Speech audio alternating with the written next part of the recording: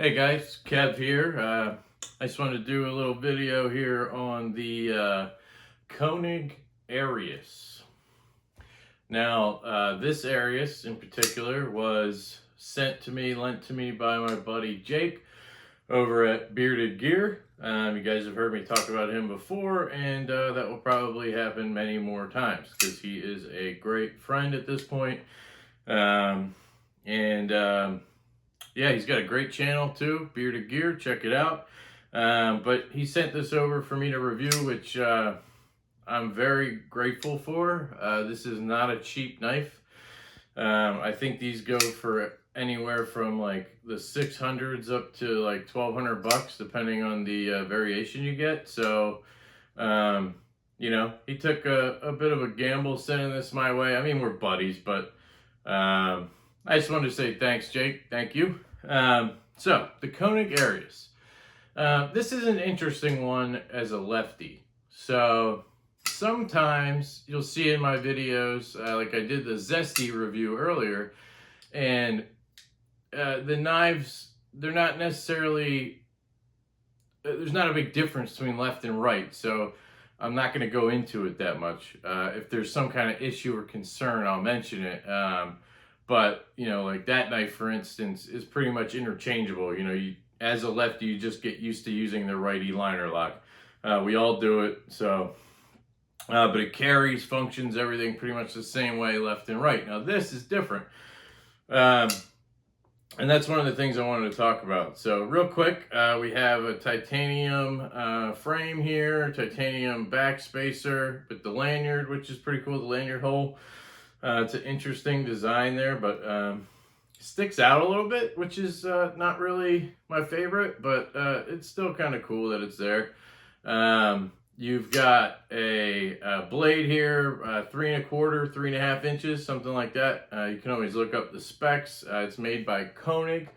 That is Koenig Knives. Bill Koenig out of, I believe, Idaho. And I honestly can't think of it right. TJ Schwartz. He's the one who designed this. TJ Schwartz. I listened to him on, I believe it was the Knife Junkie podcast, talking to Bob DeMarco over there. And that was a great episode to hear, TJ's background and how he ended up designing for Koenig and coming up with the Arius, which honestly, from listening to his interviews, he kind of downplays it. Like, they'll ask, what's the best knife design or the one you're the most proud of, something like that, and he never brings up the Arius, even though it's probably his most popular design. It's probably the one that makes the most money, you would think. So I find that interesting. He kind of always brings up what I believe is called the Xerxes, I think, and it's kind of like it's also made by Koenig, it's pieced together without hardware. There's no hardware on it. It all kind of locks in like flooring or something like that, which is very interesting because it's still such a sturdy knife and it has no hardware. Anyway, that's another story. We're talking about the Arius here. So again, it's a very cool design. It's very to me, it's futuristic. It's kind of space, a little sci-fi-ish to me. And I like that kind of stuff. It's not so far that it's not so far into that it's gas station knife. You know what I mean? It's not gas station-y or mall ninja. But it's a really cool design. I'm really digging it. In the hand, it is very comfortable in the hand. I got to give it that. There's no jimping on anywhere on the knife except for down here on the back spacer, which I think is more aesthetic. So, but you don't need it. My hand locks in. I have a large glove-sized hand. It's not huge. It's not small. It's kind of in the middle there. And I get a really good grip on this knife. I believe this is an M390 model. I could double check that, but I'm pretty sure. Yep, M390. I doubt you can see that, but it's down there. So that's cool. I'm always a big fan of M390. I know these also come in CTS XHP, which is a good steel. But yeah, so the grip is good. The ergos are fantastic. Now, what I personally would prefer is if there was a finger choil right here. If they had a little finger choil in there, it would make this knife so much more comfortable to me to use. Now, I didn't really use the knife because it's not mine and it's expensive and I don't want to, you know, mess it up or anything. So I sliced some paper to see how sharp the edge was, which it is very sharp. It's a very good edge. So yeah, a finger choil would be fantastic to choke up here. And I think, I might be mistaken, but I think the no flipper, the flipper delete versions have a choil. Now you lose the flipper, so it's kind of a trade-off. I think I prefer to have the flipper, but if I could have a flipper and extend this choil out, that would be fantastic. And speaking of which, as a lefty, and that's kind of what I want to talk about here with this knife. People love this knife because you can spidey flick it, right? I don't know if I could do it. Oh, there you go. Right-handed. I kind of just threw it out. But you can spidey flick it. You can use the flipper, or you can get the flipper delete, and then you don't have this here. You have a choil, and you can just spidey flick it open, which a lot of people prefer. Like my buddy Kyle, DTOM Knives and Gear. See, I guess I deserved that one. I always make fun of him. He always calls CJRB CRJB or something like that. So anyway, I deserve that one. But Kyle, DTOM Knives and Gear, has a flipper delete version, and I think I'd prefer that just because you get the choil. If I could get the flipper and the choil, that'd be cool. But anyway, as a lefty, this knife is not worth the money to me. If I spend, let's average it at $800, right? If I spend $800 on a knife like this, I want to be able to do everything. I want to be able to spidey flick it.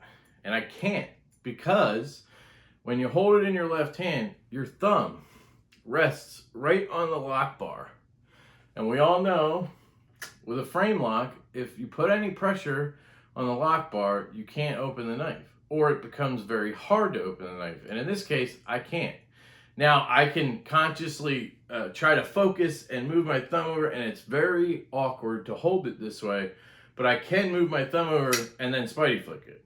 But if I'm spending $800, I don't want to do that. Do you? Now, some people will just get one because they're awesome and they're very popular and they can afford it. So personally, if I was going to spend $800 on a knife, I'd be doing a lot of research. I'd be thinking very hard about how it works for me, how it carries, all that kind of stuff. And this just doesn't do it for me. Now, there's a caveat. If they made a Lefty Arius, I would be all over it. I would absolutely save up or sell some knives or whatever to snag me a Lefty Arius. And as far as I know, they don't make those, so don't get too excited. But if they did, it would be, the knife is fantastic. I understand why everybody loves this knife, and I'm with you on it. But as a lefty, I can't recommend it to any other lefties because of that lock bar issue. And I do find it sort of funny that in 2020, we still have that lock bar pressure issue. I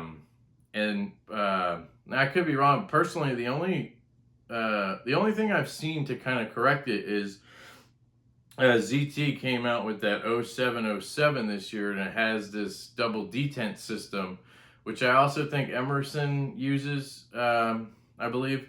But the problem with that is, yeah, you can put all the pressure you want in the lock bar and it'll flip.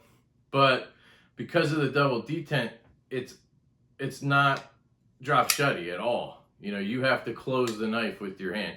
And I'm a fidgety guy. I love drop shut, so that doesn't work for me. But it just surprises me that nobody's figured that out yet.